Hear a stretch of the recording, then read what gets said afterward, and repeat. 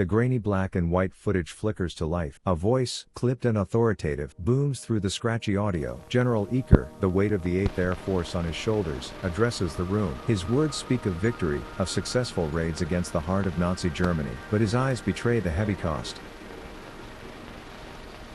Nearly a year ago, the 8th Air Force began the daylight bombing of Hitler's domain in Europe.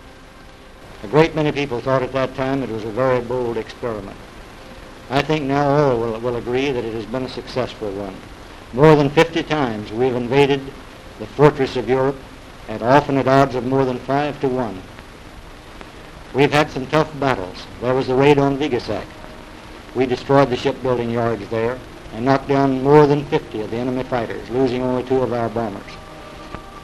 There was also, a month later, the attack on the Focke-Wulf factory at Bremen. There we were able to put the plant entirely out of commission. It has built no aircraft since. We had a tough air battle there as well. We knocked down 63 of the German fighters for a loss of 18 of our bombers. General Anderson's bombers have not always been alone on their invasion of Europe. General Hunter's fighters, powerful thunderbolts in late months, have been accompanying our bombers to the extent of their range. They have had many fights with the German fighters, the best the Germans have, and they have knocked them down at better than 2 to 1. We're winning these air battles inside Europe for 2 principal reasons. The first is because we have better airplanes, better bombers, and better fighters. The second and most important one is because of the skill, courage, and training of our combat crews. Our fighting men are superb. A B-17 bomber, its landing gear spinning as the hydraulic system pulls the gear into the plane's bosom during takeoff for a mission, fills the screen. Every rivet, every scar on its battle-worn fuselage tells a story. Other planes can be seen in the distance flying towards their destination. A waist gunner, his face young but hardened, emerges from his machine gun, a silent sentinel against an unseen enemy. He takes a moment to stare into the sky.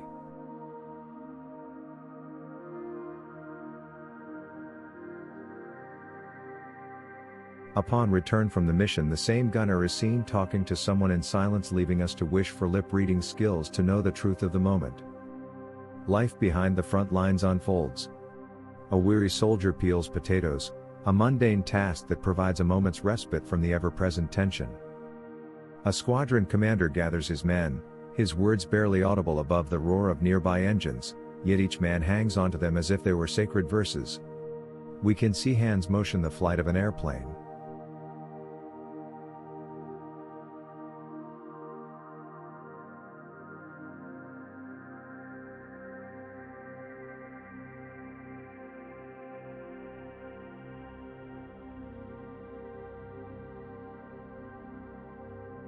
An unknown officer sees them off as they get into a jeep to travel the short distance to their aircraft.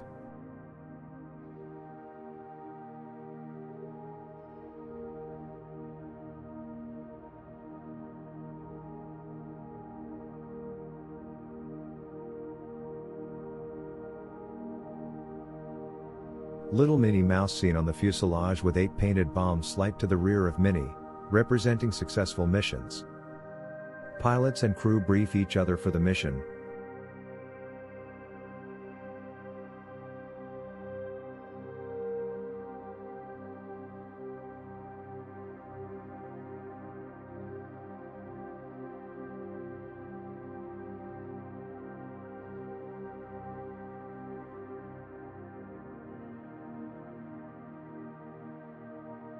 The pilot waves to the camera as his eyes focus on his immediate chore of getting the aircraft ready for takeoff.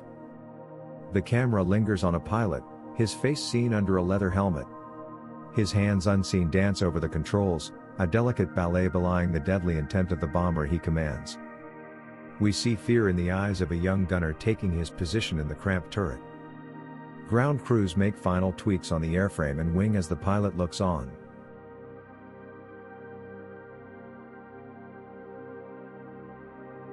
Men spin the port inner propeller several times prior to startup.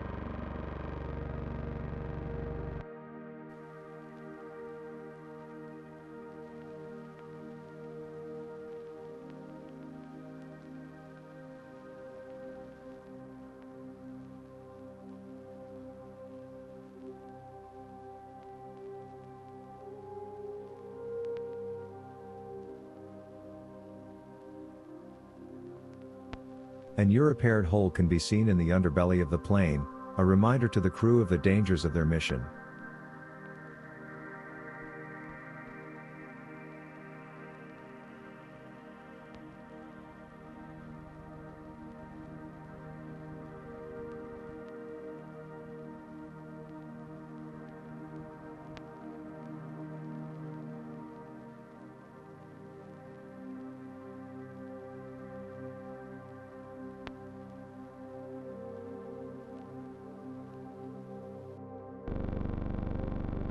A man paints another bomb on the side of a B-17, a chilling tally of missions flown, of danger defied.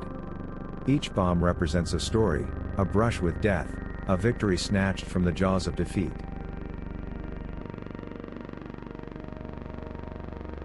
Men admire the Distinguished Service Cross Medal, just below the Medal of Honor, just given to one of their own as they share the moment in their best uniforms.